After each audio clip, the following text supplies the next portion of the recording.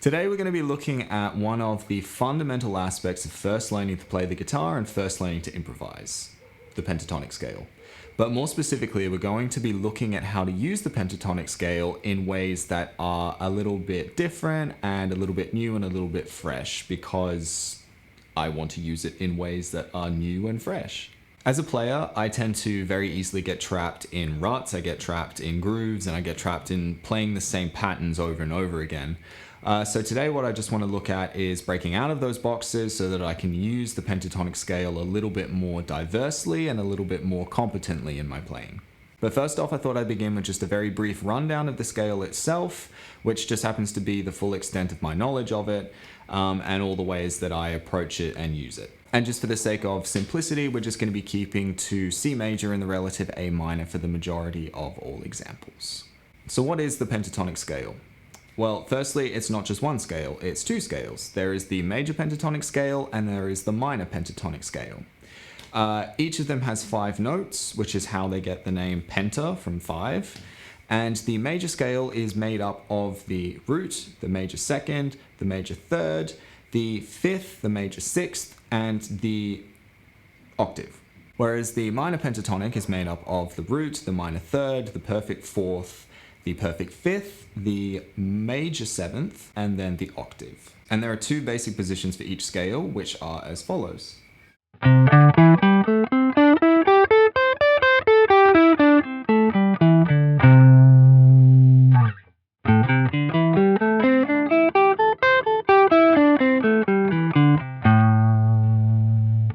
And what you'll notice is that each scale uses exactly the same note values and patterns. It just takes its root position from a different root. So when you expand to learning all 5 positions of each scale, you only need to learn one overall set of positions. And those 5 overall positions are as follows, with each position taking its root from a different degree of the scale.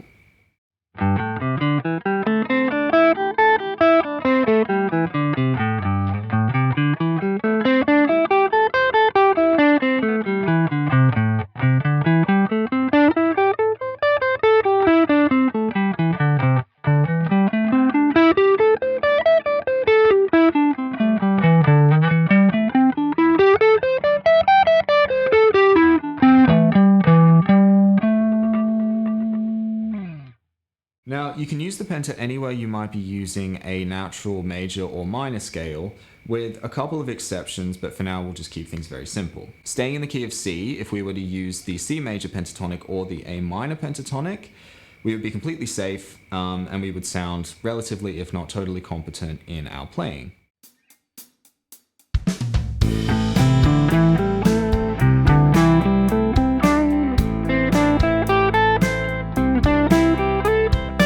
Then to take it a step further, you could then aim to land on the chord tones in the changes.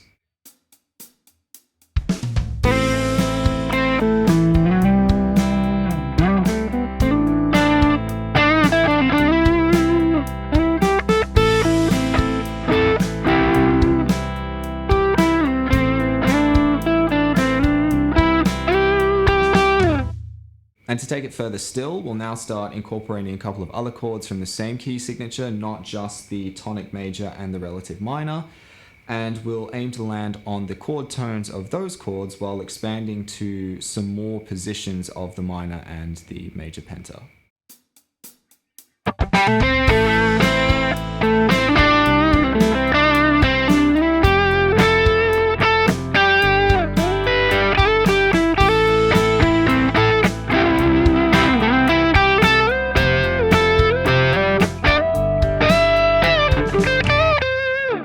And finally, you can add a bit of expression to your playing, a bit of flavor, a bit of your own unique voice to the pentatonic by employing any of the techniques that you tend to favor. So that can be certain bends, double stops, anything like that. And you can also choose to add in certain outside notes to add a little bit of flavor, a little bit more spice to your playing, such as the major 7th in the major pentatonic or the major 2nd in the minor pentatonic. But overall, you're still using the pentatonic as the scaffold and as the structure. You're just playing a little bit outside to introduce a little bit of variance and a little bit of sort of tension and resolution. Now that's the full extent of my knowledge of the pentatonic scale. Everything we've just discussed and looked at comes from my own approach to it and the own ways that I use it in my playing. So now let's move on to look at some new ways to expand things. So when I began researching new ways to use the pentatonic scale, I wasn't looking for riffs or licks or anything like that, but specifically new positions and new shapes to take when approaching the pentatonic scale so that I can freshen things up in the way that I use it in my own playing. All of the articles and all of the videos that I found in my research I will link below in the description for you guys to check out. But what I very quickly realized was just how often the 3-note per string approach came up. In the case of the pentatonic, this is done by combining 2 adjacent positions, but because there are only 5 notes in the scale, inevitably you're going to be doubling up on certain notes. Specifically, the 3rd note that you play on the preceding string will be identical to the 1st note that you play on the succeeding string, like so.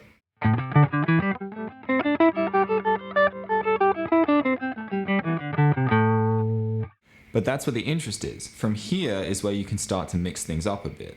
If you begin to leave out certain notes, such as the middle notes as an example, you begin to have this sort of staggered, jumpy kind of sound to the scale.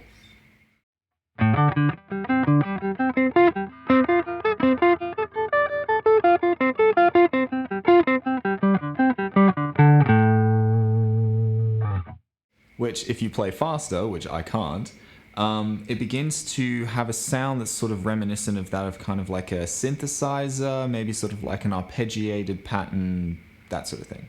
But to take this same concept even further, Robbie Barnby has an amazing approach. He talks about the same idea of combining 2 adjacent positions, but on the 1st string only playing the lowest and the highest note, and then on the 2nd string only playing the middle note, and then carrying on in the same pattern, like so.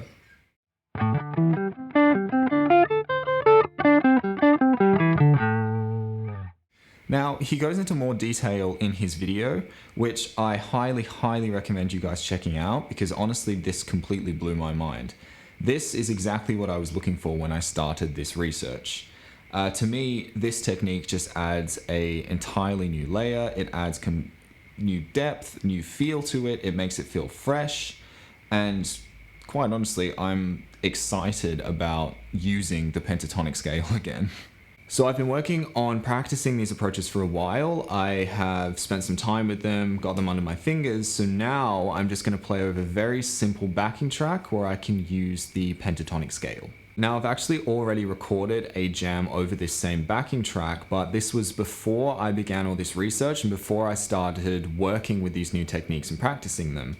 So I'll play that first, and then I'll record a new jam where I try and work in all of these new techniques, and then at the end we can compare the two, and we'll see the difference in my overall playing and the overall sound of my improvising.